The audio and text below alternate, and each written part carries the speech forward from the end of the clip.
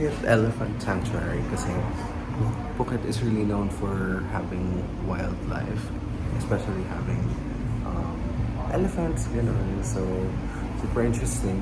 First time ko actually makakita ng elephant.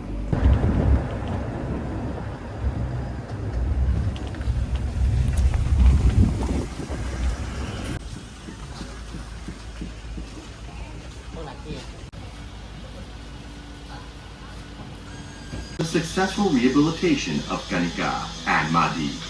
We set out to rescue more injured, disabled, and hardworking elephants. Importantly, live happily.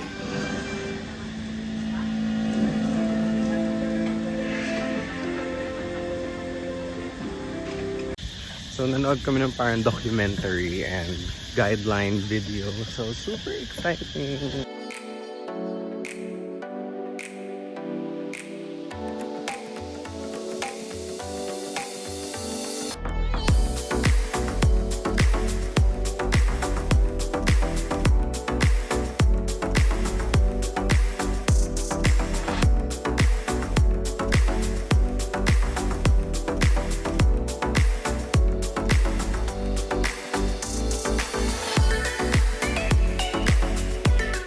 So, yung pinili kong options, kasi marami options dito. You can say for a whole day, pwedeng morning, pwedeng afternoon. Ako, I took the most mura kasi medyo pricey siya.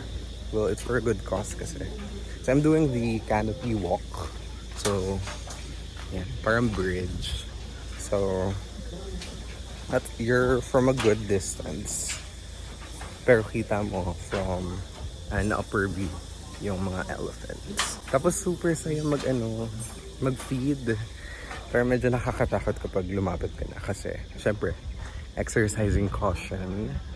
Medyo playful yung trunks and all of that. Pero if you remain calm, magiging calm lang naman din sila. Kasi gusto lang naman nila kumain.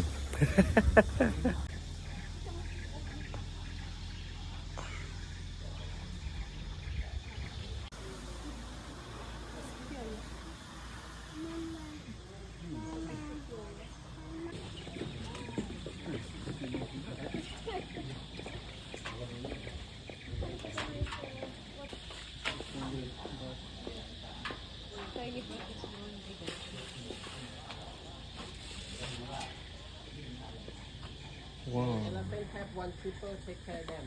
Yes, every day. Okay. We call mahut or mahal. And the family call them take about feed them and take care of them, clean the eye. Always the same? Yes. Mm-hmm. The best. And elephant have 4 teeth in the mouth.